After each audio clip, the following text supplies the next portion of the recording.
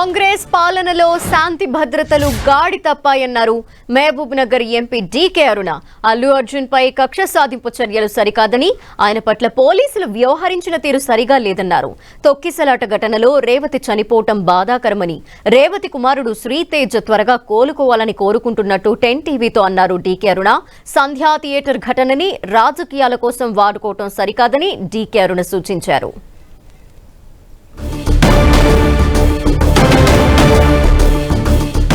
అల్లు అర్జున్ పై కక్ష సాధింపు రాజకీయాలు సరికాదని చెబుతోన్న బీజేపీ జాతీయ ఉపాధ్యక్షురాలు డీకే అరుణతో మా ప్రతినిధి అజయ్ ఫేస్ టు ఫేస్. రాష్ట్ర వ్యాప్తంగా సంధ్యా థియేటర్ ఘటనపైన చర్చ జరుగుతుంది. అయితే ఈ అంశంలో ఇటు కాంగ్రెస్ బీజేపీ మధ్య మాటల యుద్ధం కూడా మొదలైనటువంటి పరిస్థితి కనబడుతుంది. అసలు ఎందుకు అల్లు అర్జున్కు బీజేపీ మద్దతు ఇస్తున్నది మనతో మాట్లాడేందుకు మేడం డీకే అరుణ గారు ఉన్నారు. మేడం, ఎందుకు అల్లు అర్జున్కు మీరు మద్దతు ఇస్తున్నారు?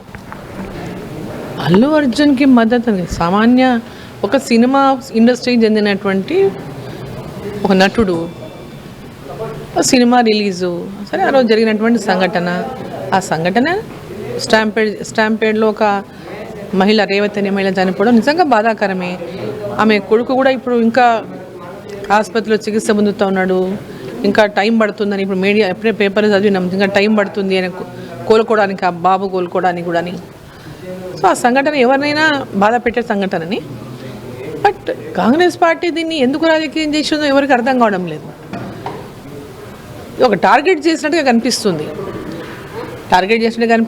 వాళ్ళ ఇంటి మీద దాడిని చూస్తే ఇవన్నీ కూడా సరైనవి కాదనిపిస్తుంది, ఇది కరెక్ట్ వే కాదనిపిస్తుంది. ఇందులో రాజకీయం ఎక్కడ ఉంది?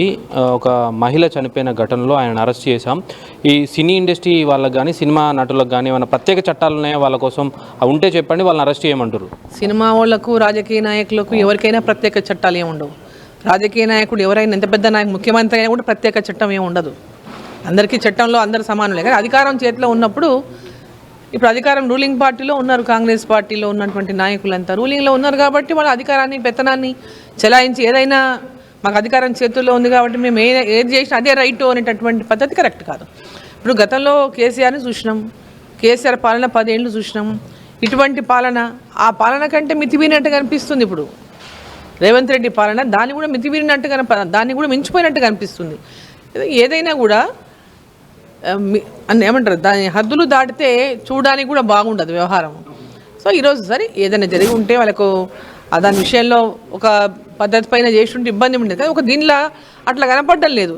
ఇది ఇన్సిడెంట్ సినిమా వాళ్ళకి చెందిన ఇన్సిడెంటే కావచ్చు. ఇక దాన్ని మనం మాట్లాడాలంటే, చర్చ చేయాలంటే చాలా చర్చలు చేయొచ్చు. చర్చలు చేయాలంటే ఒక సినిమా ఫీల్డ్కి సంబంధించిన వాళ్ళు గొప్పోళ్ళు కాదు, రాజకీయ నాయకులు గొప్పోళ్ళు కాదు. ఆడ సినిమా అనేటటువంటి వ్యవహారాన్ని పక్కన పెట్టండి, ఆయన నటుడు అనే వ్యవహారాన్ని పక్కన పెట్టి మాట్లాడండి. సినిమా నటుడు అనేది ప్రత్యేక ఉండాలని చెప్పడం లేదు. జరిగినటువంటి ఇన్సిడెంట్లో సరే ఆయన కూడా సినిమా హీరో కాబట్టి, ఆ సినిమా వాళ్ళకి కాబట్టి వాళ్ళ బాధ్యత తీసుకొని ఆ కుటుంబాన్ని తప్పకుండా ఆదుకోవాలి. ఆ కుటుంబాన్ని ఆదుకోవాలి.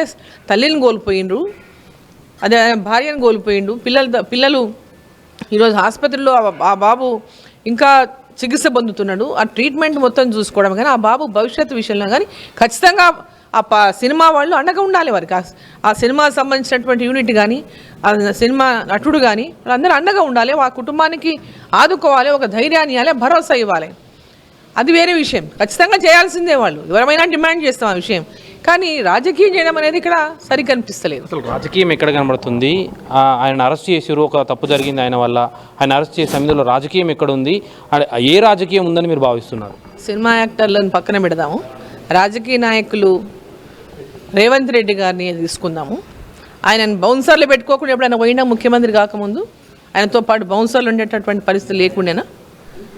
ఎక్కడ పోయినా పర్మిషన్లు తీసుకునే పోయినా రేవంత్ రెడ్డి గారు.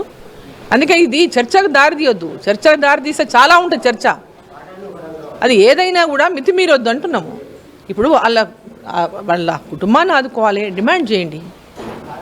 దాంట్లో ప్రభుత్వ వైఫల్యం లేదా?